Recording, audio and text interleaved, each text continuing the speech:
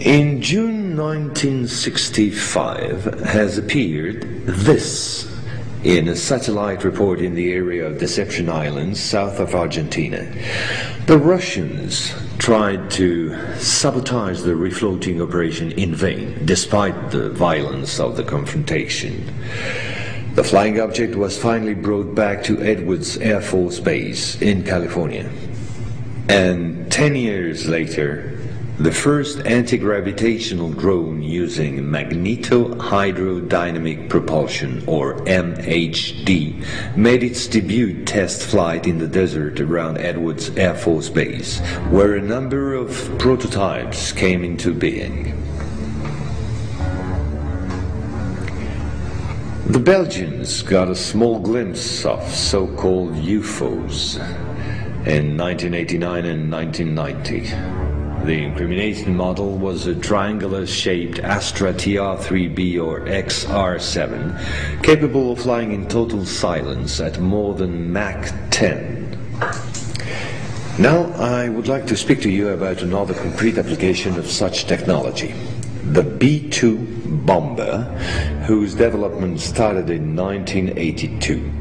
The official B-2 stealth bomber, which flew for the first time in 1989, was to serve as cover for another unconventional B-2 to be built in parallel.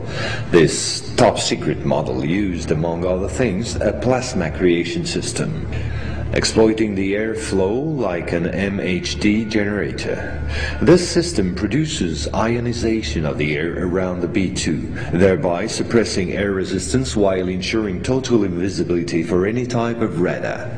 This nuclear bomber has flown for 15 years now at more than Mach 10. It can fly around the Earth in just a few hours without being seen. Naturally, such military research was to give rise to many commercial spin-offs. Over the last 10 years, we've seen the appearance of dozens of non-lethal armaments like E-bombs or electromagnetic bombs, as well as, of course, microwave weapons and powerful lasers.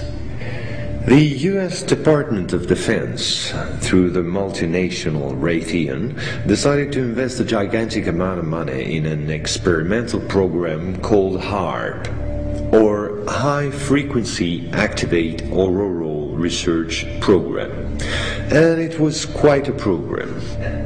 Officially, the base in Alaska studies the ionosphere. In truth, the real possibilities of the installation are enormous. Climate manipulations, deep detection of underground base or deposits, silent and remote destruction of any object, and most important of all, manipulation of human behavior. So in 1996, a Russian satellite discovered in Antarctica the almost intact wreck of an immense spacecraft, revealed by the melting of the glaciers. The ice samplings indicated a crash date some 24,000 years ago. At the same moment, a volcanic eruption on the Deception Islands, the same islands as before, forced the Russian to request help from the United States, given the urgency and importance of recovery of the vessel. In the end, they suddenly dropped it all and evacuated the zone in panic. The device was finally destroyed by the Russians, extremely upset by the situation, which was no longer working to their advantage. No country will have such opportunity again. And this foolish action, as bad losers on the part of the Russians, was only to reinforce the position of the Americans as regards extraterrestrials. If this account seemed somewhat long despite my efforts to simplify, it was absolutely necessary to get to the subject I mentioned previously. The plot known as the Orion conspiracy. Our research group is convinced that UFOs constructed by the Americans or the Russians will be used to support an hoax attack on the Earth of extraterrestrial origin. The media taking care of the rest, of course. The reason? Once the threats of international terrorism has dissipated, the war economies of the major powers, with the United States at the head of the pack, will need a new enemy in order to still prosper. war on Earth will be replaced by space war against an enemy from beyond. So then, gentlemen, I thank you. A complete report will be handed to you at the exit. As for me, I'll see you again soon for a second update on a quite different subject.